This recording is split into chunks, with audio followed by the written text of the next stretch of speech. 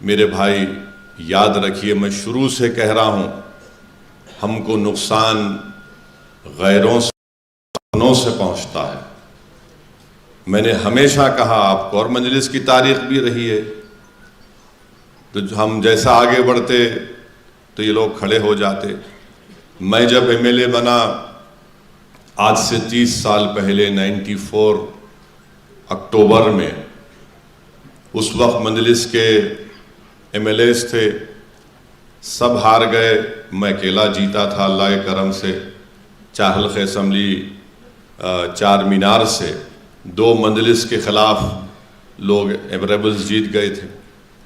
تو میں جانتا ہوں آج جو ہمارے نوجوان بزرگ، ہماری ماں اور بہنیں، اور خاص طور سے میرے چھوٹے بھائی امتیاز جلیل جس کرب سے گزر رہے ہیں، میں اس تکلیف کو محسوس کر سکتا ہوں، کیونکہ مجھے بھی وہ تو میرے لیے، میں تو انڈے میں کی زردی تھا اس زمانے میں، سیاست کی سین میرے کو نہیں معلوم تھی۔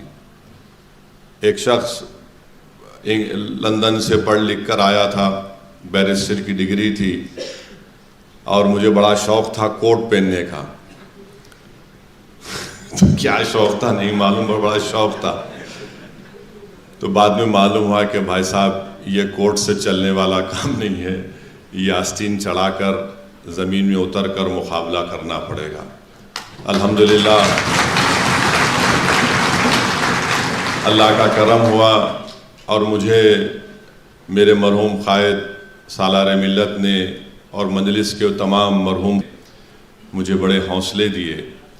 آج ہم الیکشن ہارے ہیں، اس کے باوجود بھی آج یہ ہال بھرا ہوا ہے الحمدللہ۔ مگر جب میں اسمبلی کا الیکشن جیتا تھا، اس وقت میں آپ کو بتا رہا ہوں 15 دن تک حیدرآباد کے دارالسلام میں صرف 4 لوگ آتے تھے۔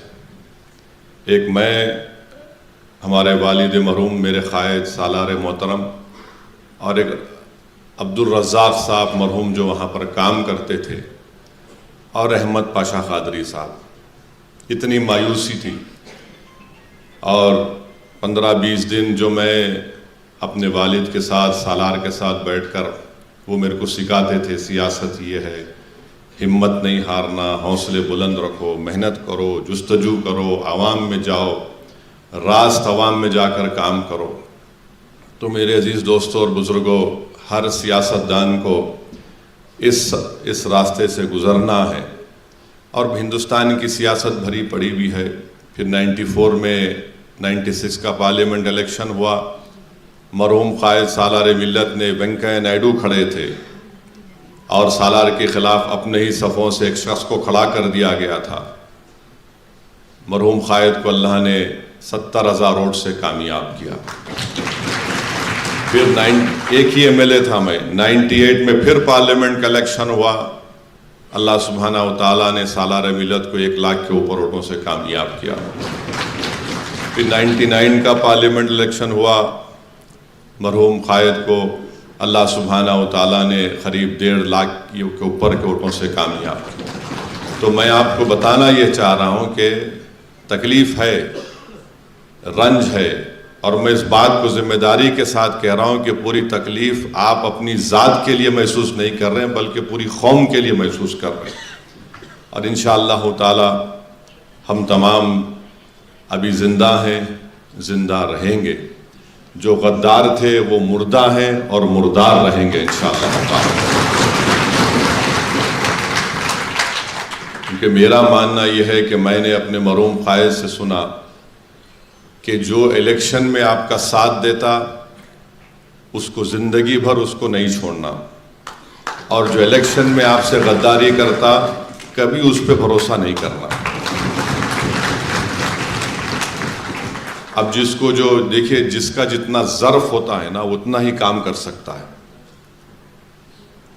یہ ظرف کے مظاہرے ہوتے ہیں، جس کا جتنا ظرف ہے اتنا ہی کر سکتا کام بیچارہ، اس سے زیادہ نہیں کر سکتا انہیں۔ جس میں اعلیٰ ظرفی ہوتی ہے، جس کا مقصد یہ ہوتا ہے کہ بھائی میری ذات کے لیے نہیں، اجتماعیت کو میرے کو دیکھ کر آگے بڑھنا ہے، تو ہم کو آگے بڑھنا ہے۔ میں ہمارے چھوٹے بھائی امتیاز جلیل صاحب سے بھی کہہ رہا ہوں کہ امتیاز جلیل صاحب مسکراؤ میرے دوست۔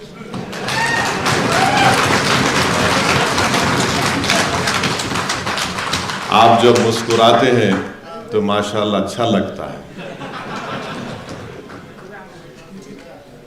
یہ آسان بات نہیں ہے کسی کے لیے کہ 5 مہینے میں 2 الیکشن لڑنا. نتیجہ الگ بات ہے. الیکشن لڑنا ایک کینڈیڈیٹ کے لیے میری نظر میں کم سے کم 1.5 سے 2 مہینے لگتے اس کو الیکشن کے اس سے نکلنے کے لیے. میں شکریہ ادا کرتا ہوں امتیاز جلیل صاحب کا کہ وہ الیکشن لڑنے کے لیے تھوڑا تذبذب کے عالم میں تھے. 50% تیار تھے، 50% تیار نہیں تھے. تو مجھے جا کر امتیاز جلیل صاحب کو سختی سے بولنا پڑا کہ آپ لڑیں گے.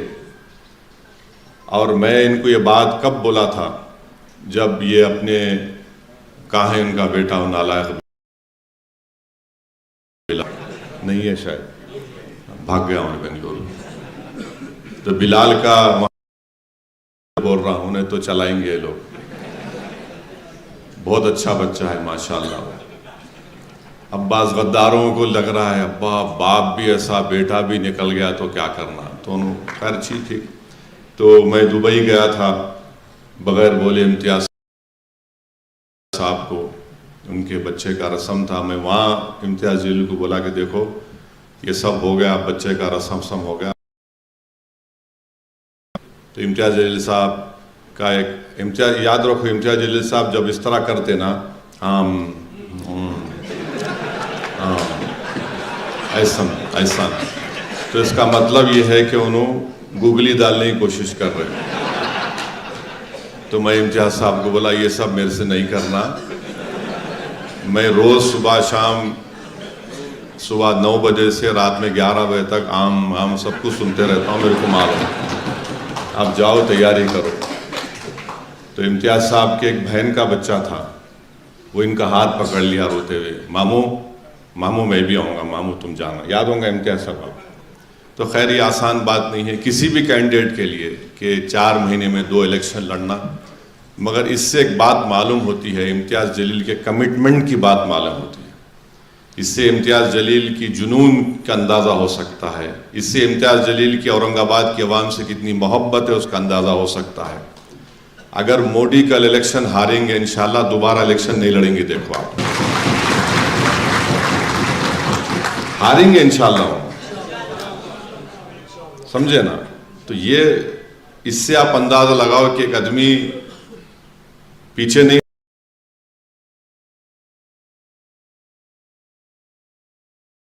ہٹ رہا ہے. فیصلہ پارلیمنٹ کے الیکشن میں جو بھی آیا پھر ایسٹ میں آیا، مگر آج بھی آپ کے درمیان میں کھڑا تھے. ہم سب عوام کے درمیان میں تھے اور رہیں گے.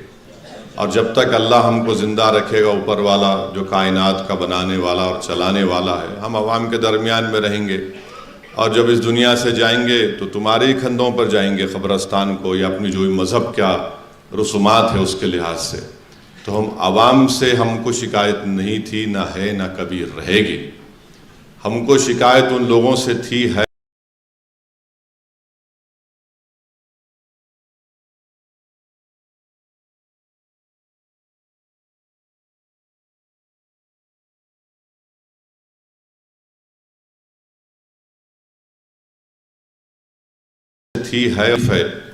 کہ آخر یہ کیا ہو. آپ نے ان تمام چہروں کو دیکھ لیا، بہت بڑی بات.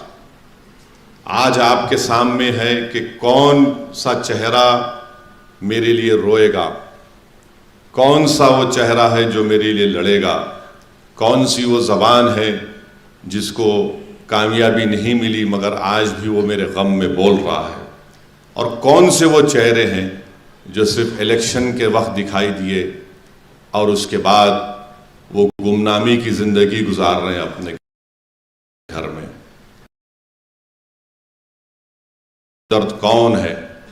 عوام کو یہ بات معلوم ہو گئی کہ ہمارا غمخوار کون ہے.